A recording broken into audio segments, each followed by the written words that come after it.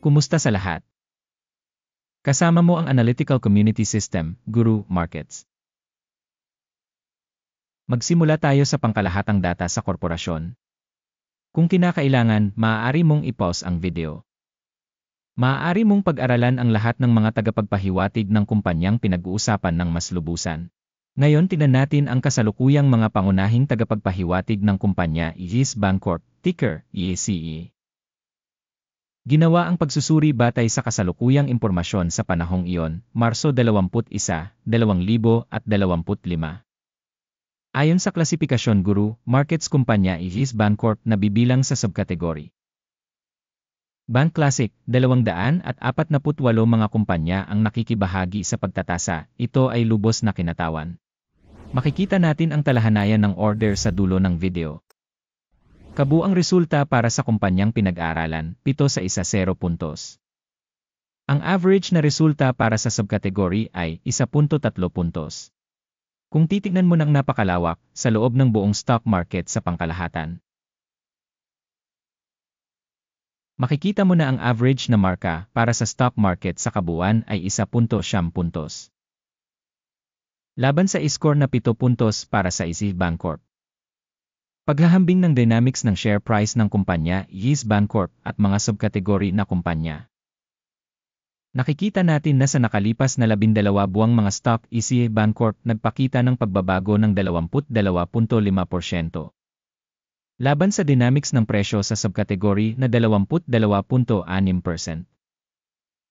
Hindi ito malinaw na nagpapahiwatig ng anuman, ngunit kinakailangang tandaan ang katotohanan ito.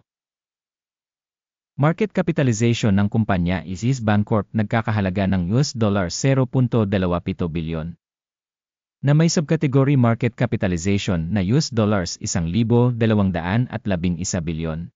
Yes Bancorp ay may bahaging 0.022% at isa sa napakaliit na kumpanya sa subkategory. Ang capitalization ng balance ng kumpanya ay tinatayang nasa $0.20 bilyon. At ang capitalization ng balance sheet ng subkategory ay $970 bilyon. Yes Bancorp bumubuo ng isang bahagi ng 0.02%. Paghahambing ng mga bahagi ng market at balance capitalization, makikita natin ang mga sumusunod. Inookupahan bahagi Yes Bancorp sa subkategory kapag tinatasa ang market capitalization ay 0.022%. Ang capitalization ng balance ay 0.020%. Ito ay isang 32% pagtaas sa bahagi ng market capitalization. Pagtatasa ng bahagi ng kumpanya sa market at capitalization ng balance sheet ng subkategory, mabuti, 1 point. Ang mga obligasyon sa utang ng nasuri na organisasyon ay nagkakahalaga ng $0.026 bilyon. Ang utang sa book capitalization ay 9% ng kapital. Resulta sa mga utang ng kumpanya, napakahusay, 2 puntos. Ang stock price ng kumpanya sa ratio ng kita ay 1:0, na may average sa subkategory na 13.2, ito ay 17% mas mababa kaysa sa subkategory. Pagtatasa ng presyo ng stock ng kumpanya sa mga tagapagpahiwatig ng kita kumpara sa mga kumpanya sa subkategory, mabuti, 1 puntos. Ang tubo sa huling 12 buwan ay $25 milyon. Inaasahang magiging $31 milyon ang inaasahang mga kita para sa susunod na 12 buwan. 25.7% na mas mataas kaysa ngayon. Pagtatasa ng inaasahang mga tagapagpahiwatig ng kita sa hinaharap kumpara sa mga kumpanya sa subkategory. Mabuti, 0.5 puntos. Ang presyo ng kumpanya sa balanse ng kita ay 1.4. Ang average sa subkategory ay 1.5, ito ay 7% mas mababa kaysa sa subkategory. Pagtatasa ng halaga ng merkado sa tagapagpahiwatig ng kita kumpara sa mga tagapagpahiwatig ng mga kumpanya sa subkategory, mabuti, 0.5 puntos. Ang kita sa huling 12 buwan ay $170 milyon. Ang pasulong na kita para sa susunod na 12 buwan ay inaasahang magiging $240 milyon. 26% mas mataas kaysa sa kasalukuyan. Pagtatasa ng inaasahang pagganap ng mga benta sa hinaharap kumpara sa pagganap ng mga subkategory na kumpanya. Mabuti 0.5 puntos. Ang margin ng benta ay 13% na may average para sa subkategory na 11.6%. Ang pagkakaiba sa pagitan ng average ng subkategory at performance ng kumpanya ay 1.4%. Pagtatasa ng mga margin ng benta kumpara sa mga tagapagpahiwatig sa subkategory, mabuti 0.5 puntos. Ang bahagi ng kumpanya ayon sa bilang ng mga tauhan sa subkategory ay 0.02%. Ito ay 0% mas mababa kaysa sa market capitalization share. At ito ay sumasalamin sa pagkakaiba sa pagitan ng kasalukuyang halaga sa merkado ng kumpanya Isis Bancorp, malamang patungo sa revaluation. Ang halaga ng kapital sa bawat empleyado ng kumpanya ay $1,048,000 dolyar. At para sa subkategory $924,000. Ang pagkakaiba sa pagitan ng average ng subkategory at mga indicator ng organisasyon ay 13.4%. Pagtatantya ng halaga ng kapital ng kumpanya, bawat empleyado kumpara sa mga tagapagpahiwatig ng mga subkategory na kumpanya. Matitis 0 puntos.